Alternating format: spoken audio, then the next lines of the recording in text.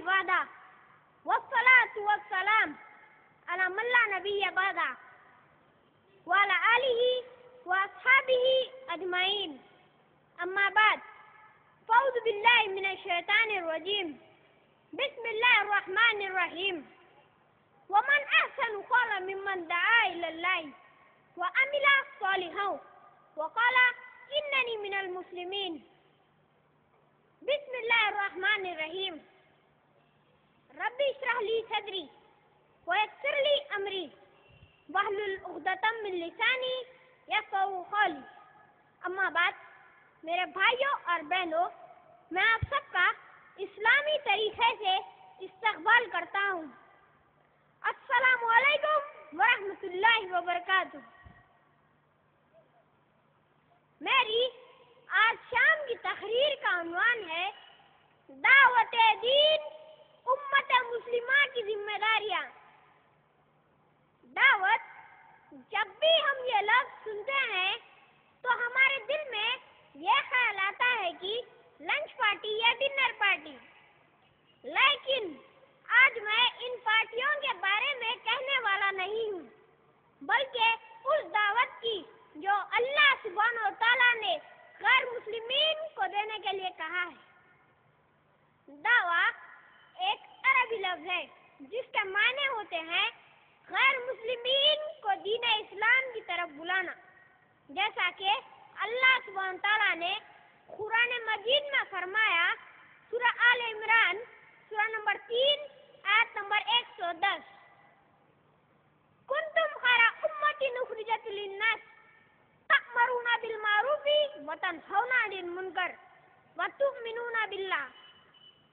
تم بہترین امت ہو جو لوگوں کے لیے بنائی گئی ہو، کیونکہ تم بھلائی کی طرف بلاتے ہو اور برائی سے روکتے ہو اور اللہ پر ایمان رکھتے ہو۔ اس آیت میں اللہ نے جس کام کو بھلائی کہا ہے وہ ہے دعوت دین۔ اب آپ پوچھ سکتے ہیں کیوں نہ پہلا مسلمان کو پکا مسلمان بنایا جائے؟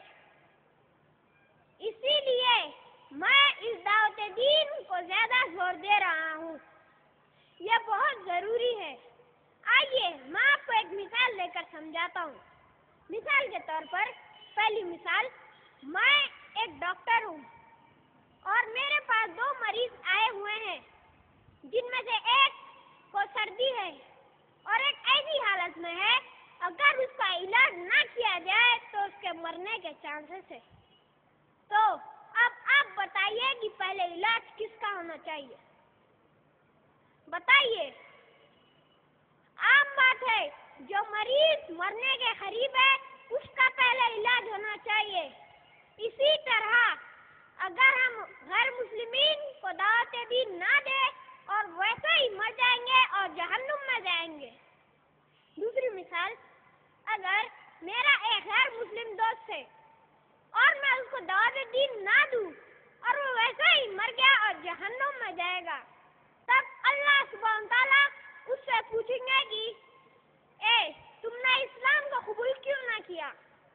وہ جواب دے گا کہ اے اللہ، مجھے اسلام کے بارے میں نہ بتایا گیا، اس لیے میں نے اسلام قبول نہ کیا۔ تب اللہ مجھے کہے گا کہ اے محمد علی، تمہارے دوست کو اسلام کے بارے میں کیوں نہ بتایا؟ اسی لیے ہمیں چاہیے کہ ہم اپنی ذمہ داریوں کو پوری کریں۔ شاید ہمارے غیر مسلمین بھائی اسلام کے بارے میں غلط فہمی رکھتے ہوں گے۔ ہمیں چاہیے کہ ہم اپنی ذمہ داریوں کو پوری کریں اور ان کو اسلام کی اچھائیاں ان کے سامنے رکھیں اور ان کی غلط فہمیوں کو پوری کریں۔ دیکھیے، ایک تھامس کلیری جو ایک عیسائی ہے، کرسچن ہے، اس نے قرآن مجید میں اچھائیاں دیکھ کر اس کا ترجمہ یعنی ٹرانسلیشن کر دیا۔ بھائی، ہم تو مسلمان ہیں، سوچئے ہمیں کیا کرنا چاہیے؟ آج کتنے لوگ ہیں جو دعوت کا کام کر رہے ہیں، جو دعوت کے کام میں لگ گئے ہیں، ہم اس کو اپنی انگلیوں پر گن سکتے ہیں۔ شیخ احمد دیدات، ڈاکٹر ذاکر نائک، مرزا عمران، مولانا ارشد بشیر مدنی وغیرہ۔ تو اب ہمیں چاہیے کہ ہم اپنی ذمہ داریوں کو پوری کریں۔ اس سے پہلے کہ میں اپنی تقریر کو ختم کروں، میں آپ کے سامنے عمر رضی اللہ تعالیٰ عنہ کے دو قول سناتا ہوں۔ پہلا، کون کہہ رہا ہے یہ نہ دیکھو بلکہ یہ دیکھو کہ کیا کہہ رہا ہے۔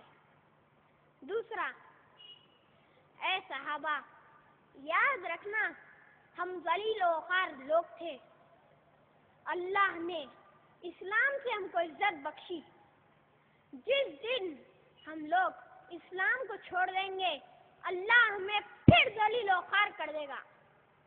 اب میں یہ آپ سب سے کہنا چاہتا ہوں کہ اسلام نے ہمیں جو عزت دی ہے، اگر ہم لوگ جس دن ہم لوگ اسلام کی خدمت کرنا چھوڑ دیں گے اللہ ہمیں پھر ذلیل و خوار کر دے گا۔ اور اب میں اپنی تحریر کو ختم کرنے سے پہلے سورہ فصلت کی آیت نمبر 33 سنانا چاہتا ہوں۔ وَمَنْ أَحْسَنُ قَوْلًا مِّمَّنْ دَعَا إِلَى اللَّهِ وَعَمِلَ صَالِحًا وَقَالَ إِنَّنِي مِنَ الْمُسْلِمِينَ۔ اس کا مطلب ہے اس شخص سے بہتر کون ہے جو اللہ سبحانہ تعالیٰ کی طرف لوگوں کو بلائے اور اچھے سے اچھا عمل کرے اور کہے کہ میں یقیناً مسلمانوں میں سے ہوں۔ اس کے ساتھ میں اپنی تقریر کو ختم کرتا ہوں۔ وآخر الدعوانا ان الحمد للہ رب العالمین۔ السلام علیکم۔